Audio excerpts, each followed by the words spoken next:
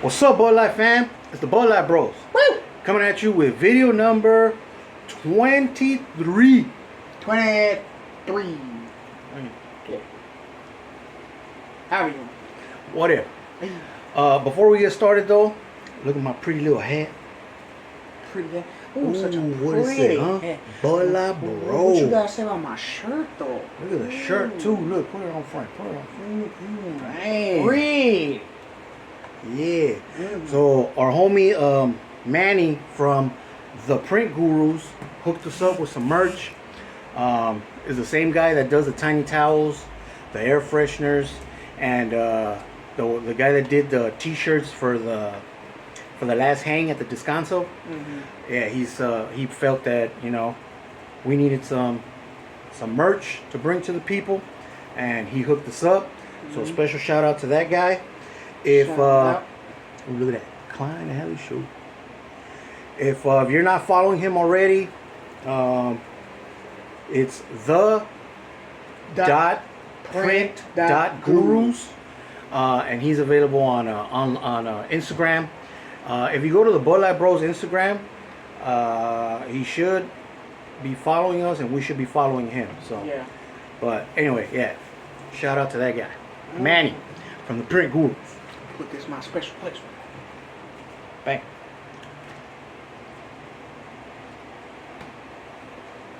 All right.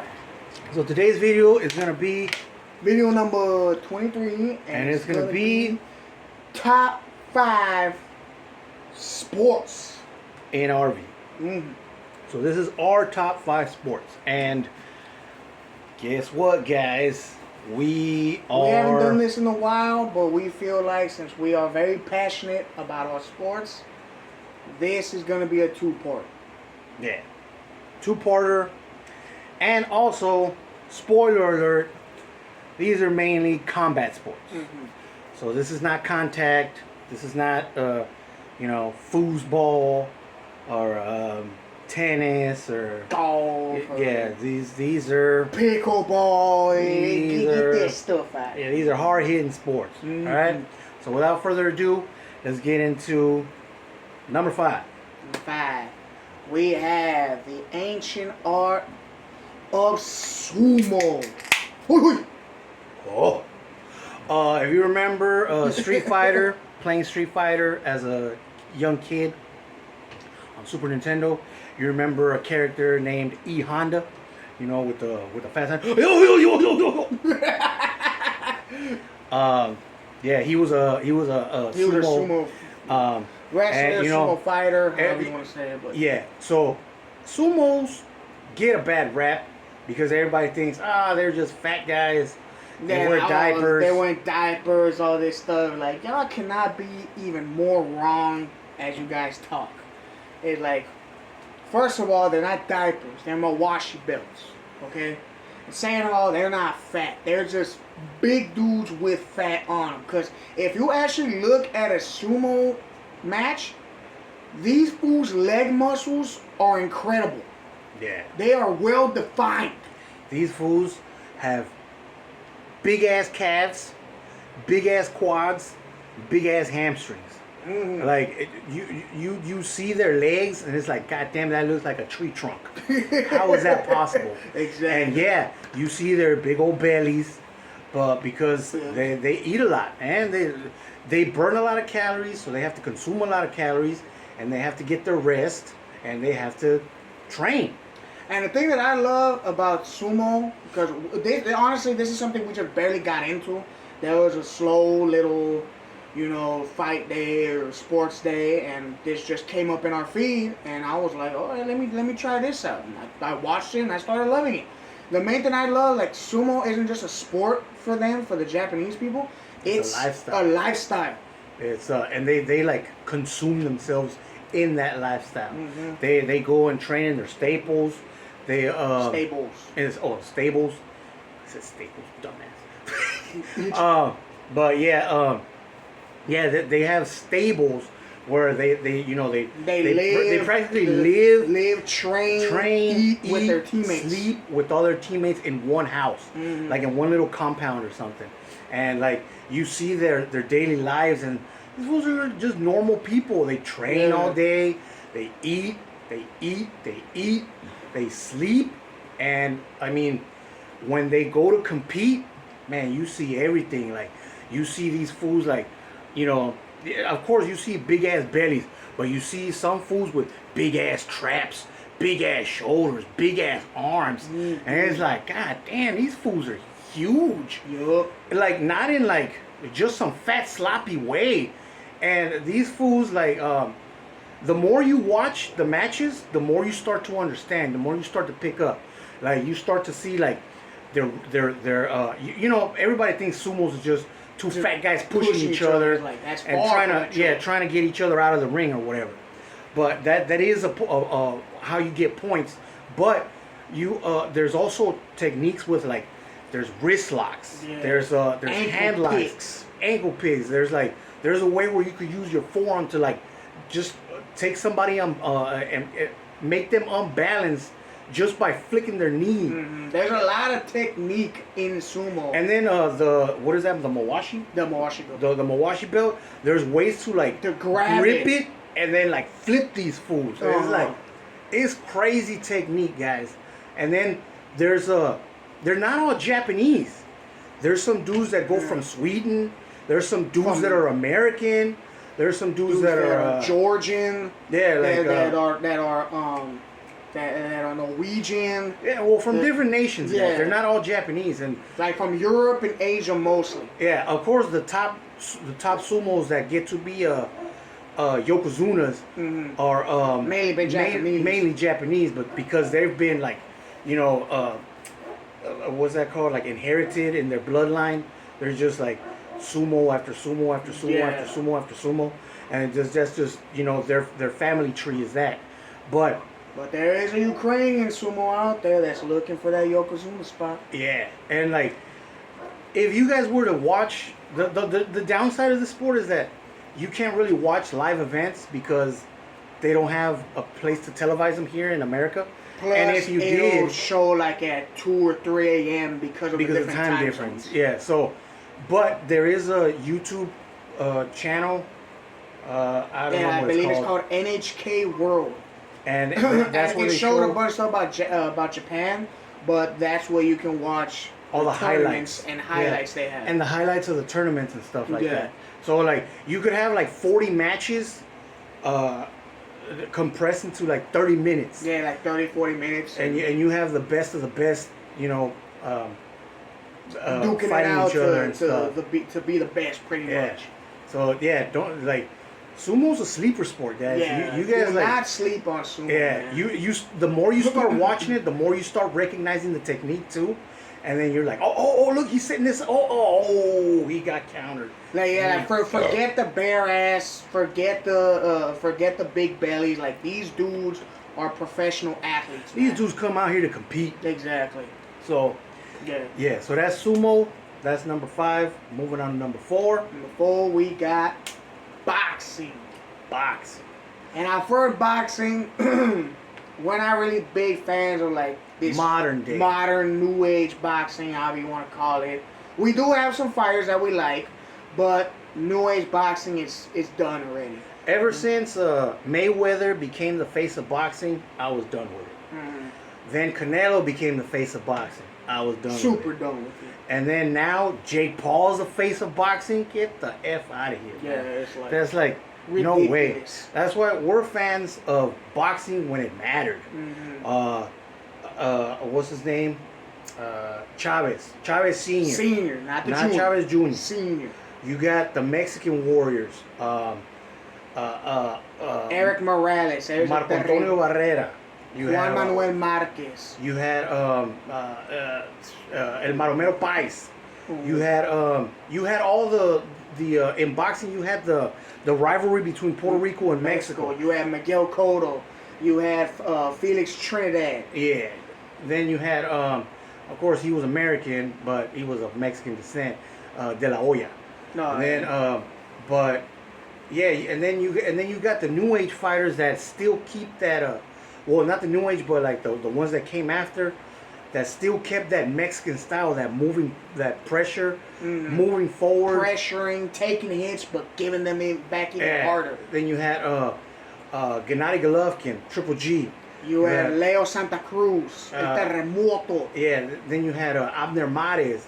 Then you had Provodnikov. Ruslan Provodnikov. You had you had Dmitry Bivol. Yeah, and then back, but still going back, you had Lomachenko. Oh yeah, Lomachenko. With all his footwork and like just dominating fools, just making them look silly. Who else? You had what's his name? Manny Pacquiao. Oh yeah, Pacquiao. You had Timothy Bradley. You have Bivol. Did you say Bivol? Yeah, I said Bivol. Yeah, and then you have just now the undisputed. Well, I don't even know what weight class it is, but the newest undisputed champion, 3-weight division, Terrence Bud Crawford. Oh yeah. You got the heavyweight Alexander Usyk. You got the back in the day Klitschko brothers. Those were the fighters that people want to watch. Tyson Fury. But sadly, people won't know about them because they don't talk a lot. They can't sell supposedly in boxing's eyes because they're not a. They're not a draw. Exactly. Basically. They can't sell pay-per-views and stuff like that. And then of course back in the day you had Mike Tyson. Before he got beat by Buster Douglas and before he bit Evander Holyfield's ear off. You had killers in there where you really had people. What's that fool's name? Manos de Piedra. Roberto Duran. Yeah, you had like all kinds of Marvin Hagler, Sugar Ray Robinson, Sugar Ray Leonard.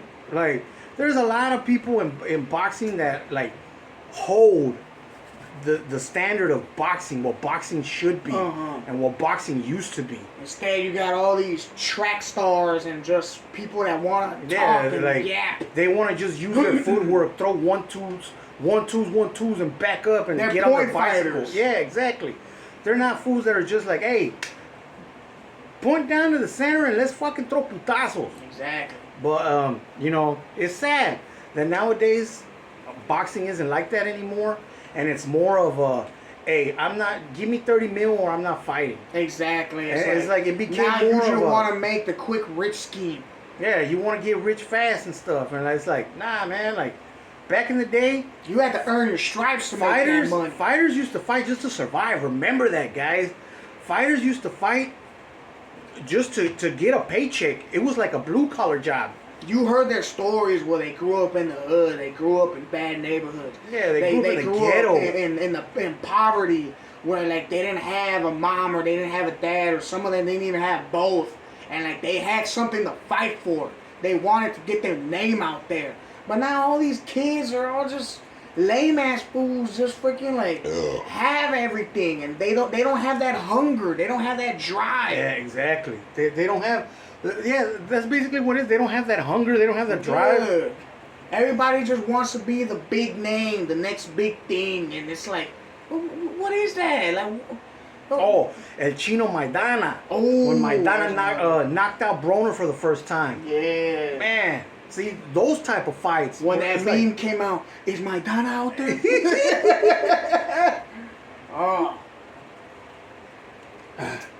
Yeah, see, that's the type of boxing we like. Or like upsets, stuff like that, where it's like, nah, homie, no matter how much money you throw at me, I'm not going to take a dive. Exactly. So, just like when Bivol effed up Canelo. That was so beautiful. Yeah, just like when Crawford effed up Canelo. Pieced up Canelo. He took all his goddamn belts. Couldn't do nothing about it. You ain't shit now, bud. Yeah. So basically, yeah, that's boxing. Yeah, boxing. But once again, to just break down boxing is still a beautiful sport where it's just hands, but the technique behind it, you gotta learn distance. You gotta learn your quick hands. You gotta learn the power and light combos.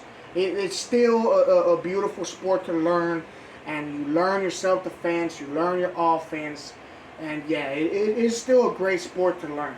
Yeah, I mean, it is what it is, what it has become, but still, boxing is beautiful. If you want to learn it as a self defense, if you want to learn it just to learn it, and like have that skill, boxing is a great sport. Yeah.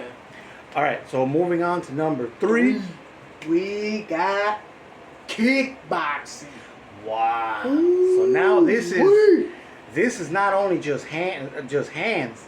This is hands and feet. Mm-hmm. But this is no elbows, no knockdowns, no throwdowns, no wrestling. It's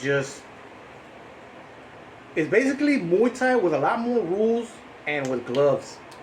Well, That's boxing basically gloves. it. Yeah, 16-ounce gloves. Yeah. But kickboxing, guys, come on. Again, another combat sport that's not that popular here in America, so that's why it doesn't really get shown out here. What is that?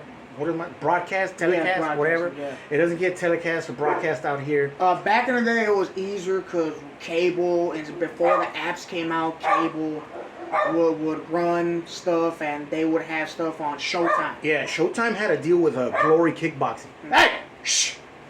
That's our dog. Yeah. But yeah, Showtime had to deal with Glory Kickboxing, and they would show most of their pay-per-views, but they weren't pay-per-views. They were just, they would show all their cards, all their fights and stuff. And after that, I think they went on DAZN for a little bit, where you had to pay, but it was like $5 to get access to the event, so it wasn't that bad. Yeah. But now, it's become so unpopular here in America that nobody broadcasts them over Yeah, here. everybody, like we said earlier with boxing, everybody cares about big names. It's like not a lot of them want to bring up. Yeah, here in America, unless it's boxing or UFC, nobody wants to do business with combat sports. Yeah. So, but that's why a lot of these organizations still function in the Netherlands, Sweden, Japan. Like the top organizations for kickboxing are Glory, like we said. Yeah, there was Glory. There's one championship.